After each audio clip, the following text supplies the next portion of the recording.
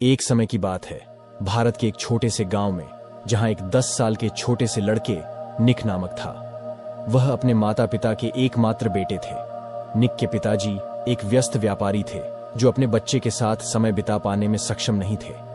निक के सोते समय उनके पिताजी घर आते और सुबह निक उठने से पहले ही कार्यालय के लिए निकल जाते थे। निक अपने पिताजी के ध्यान को पाने के लिए तड़प रहा था। वह बाहर जाना और अपने दोस्तों की तरह अपने पिताजी के साथ खेलना चाहता था।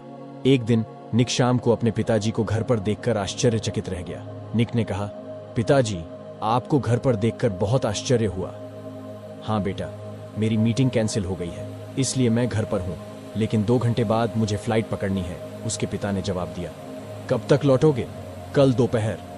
निक कुछ देर तक गहरी सोच में डूबा रहा। फिर उसने पूछा, पापा, आप 1 साल में कितना कमा लेते हैं? निक के पिता हैरान रह गए। उन्होंने कहा, मेरे प्यारे बेटे, यह बहुत बड़ी रकम है और तुम इसे समझ नहीं पाओगे। ठीक है पिताजी, क्या आप अपनी कमाई से खुश हैं?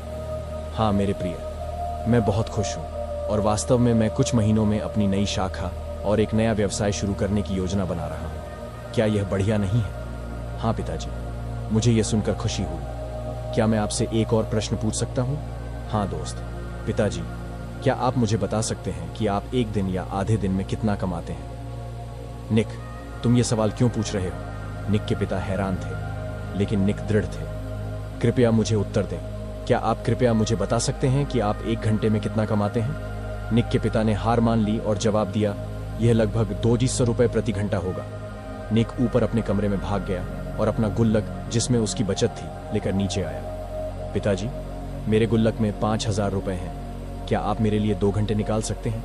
मैं समुद्र तट पर जाना चाहता हूं और कल शाम आपके साथ खाना खाना चाहता हूं। क्या आप कृपया इसे अपने कार्यक्रम में चिह्नित कर सकते हैं? पिता निःशब्द थे। ये कहानी हमें बताती है कि पैसा समय को खरीदने में सक्षम नहीं है और दोनों का अपना अपना महत्व है। एक माता पिता अपने बच्चे को जो सबसे बड़ा उपहार दे सकते हैं वह है समय। पैसे से सब कुछ नहीं खरीदा जा सकता। इस कहानी के माध्यम से हमें यह भी सीखने को मिलता है कि सफलता का माप पैसे से नहीं, बल्कि खुशियों, समृद्धि और समय के सही उपयोग से होता है।